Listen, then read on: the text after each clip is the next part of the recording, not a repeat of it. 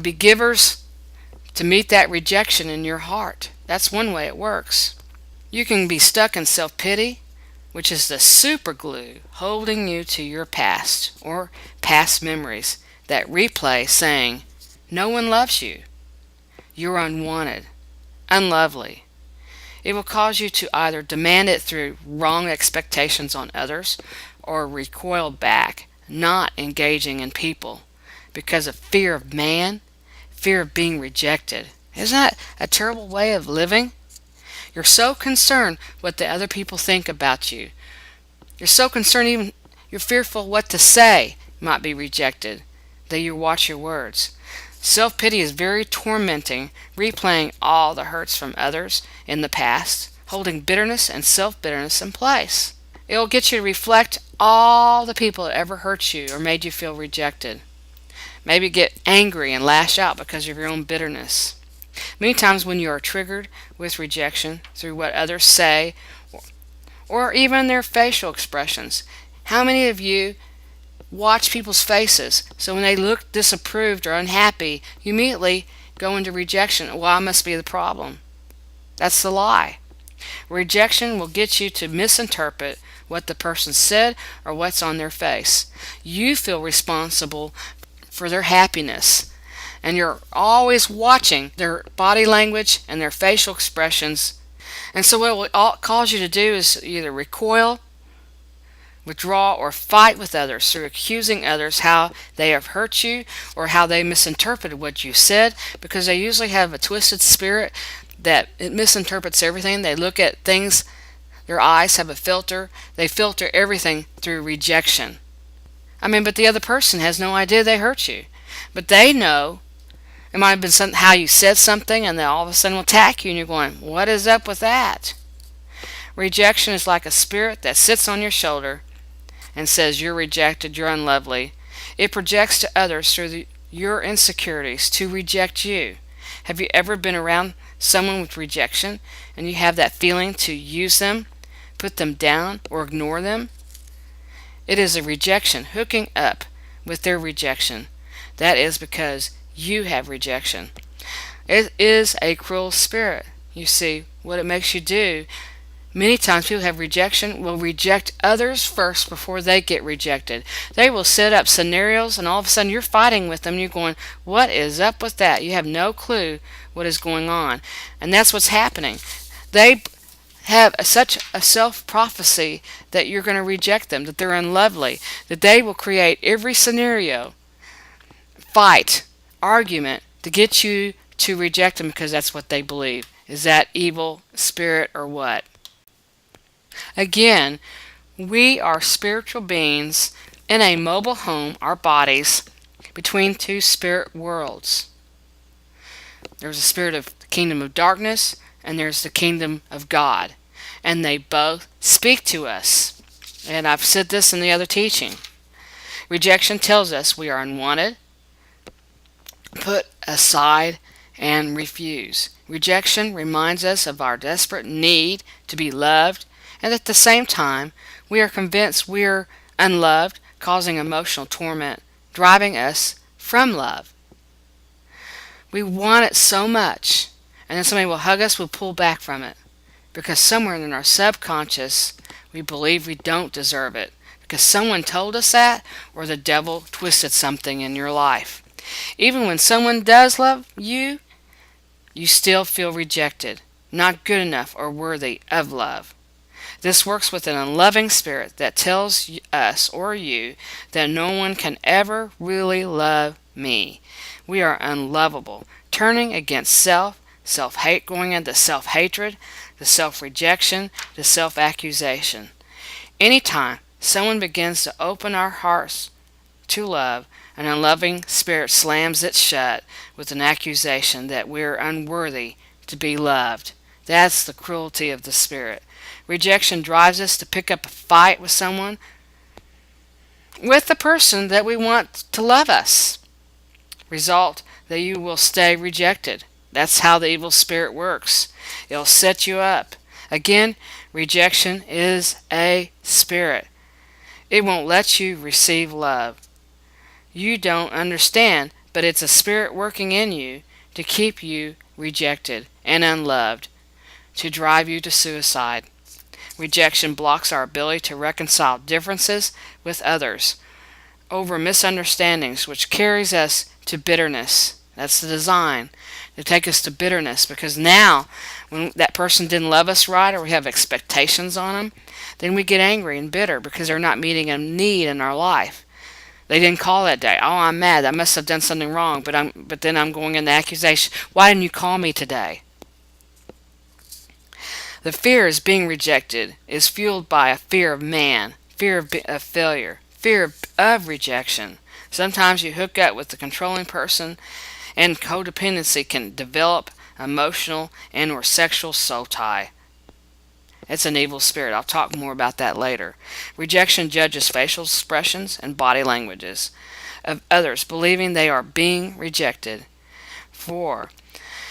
A more reason to feel more rejected. I mean, it just pile on top of a pile. Just continuously live out the self-projection, the self-prophecy that you're rejected. Again, a person with deep rejection is very introspective. They're analyzing everything you say, anybody says to them. They're analyzing their facial expressions, and twisting everything inside them. It's not even real, but it feels real. Have a suggestion for Rejection you. Participates with false burden bearing or false responsibility to avoid pain by helping others. They are known as fixers, or feel the responsibility to fix others, to have a sense of worth and acceptance. You've got to be careful that many times what ends up happening, you become fixers for everybody. It's that need to feel important. And so somebody will be talking about something, and immediately they feel like they have to give an opinion or suggestion for you. There are these people that are constantly fixing, but when you don't do what they wanted you or they suggested to you, they get upset with you because they're false burden bearers. They didn't ask your opinion, but they feel like they have to give an opinion anyway. That's false responsibility. So you have to be careful about your heart. Don't give a suggestion to someone unless they ask for your suggestion. Otherwise, you're setting yourself up over and over and over for rejection. Another way rejection works is to get you to reject yourself and create a fabricated personality to be accepted through performance, what others want you to be or what they expect you to be. So you perform to be the likable person or to be the good behavior child growing up, but you don't have your own personality. You don't have your own identity. You become whatever anybody wants you to be, like a chameleon. Alzheimer's disease comes from this because of the loss of identity. In some children, rejection is so strong that they will create fantasy world and imaginary playmates to feel loved and accepted. Some children and adults will masturbate with a fantasy person. Rejection lowers the serotonins. When you masturbate, your serotonins go back up. Schizophrenia is caused by serotonins being too low. Serotonin is responsible for balanced moods and feelings such as anger and aggression, happiness.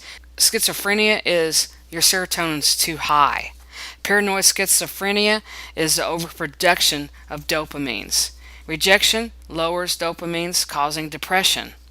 Schizophrenia comes out of rejection, but the dopamines are overproducing in the brain, causing the reactions. Rejection makes you feel as a victim, attracting dishonor from others. It is a familiar.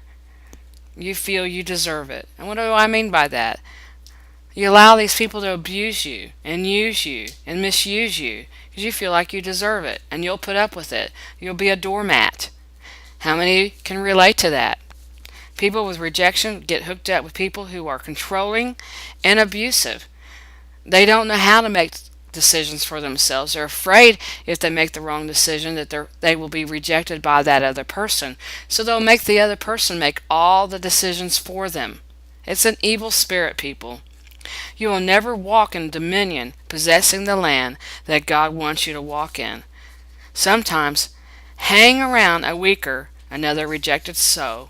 you feel better about yourself. Can any of you relate to that? You'll hang around, you're more comfortable with a weaker person than somebody that's self-confident and look like they're all together.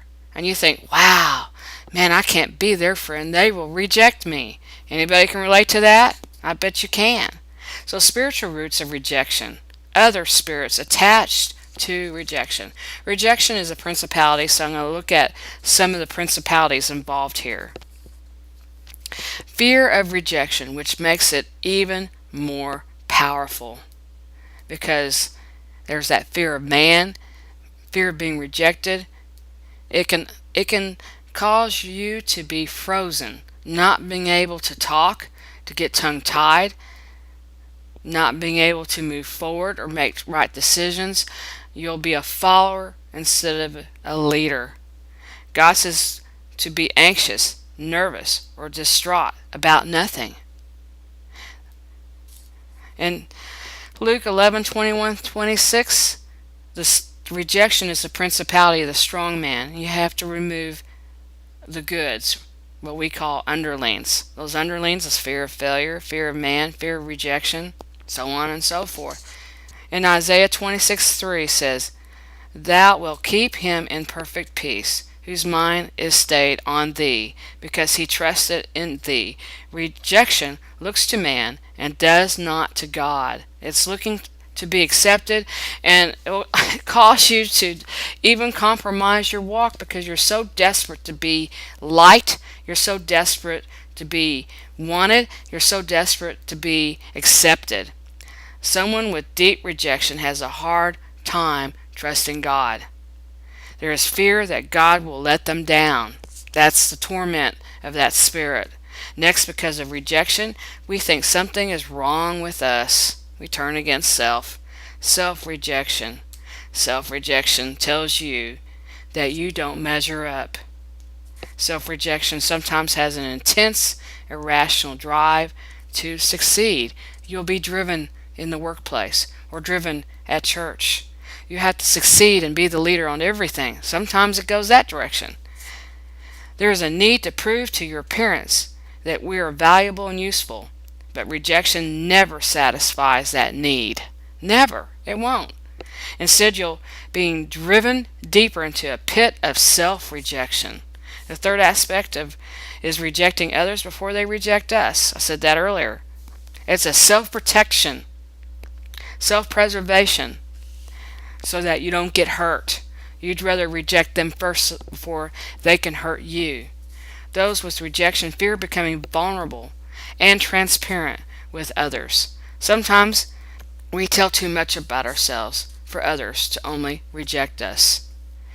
Say too much stuff. TMI. Once you get free of rejection, you can become vulnerable without fear and can receive love and know you're loved. That's the good news, because when you know you're loved by God and that He loves you and that He died for you, you're not going to care what those other people think. I know I used to walk with rejection. I've learned that because somebody doesn't like me and rejects me, they're the ones with the problem. They're rejecting the Spirit in me, the Spirit of God in me. Or maybe they're jealous of me. But I'm not the one with the problem. And that's so when they reject me, they're missing out to get to know the true me.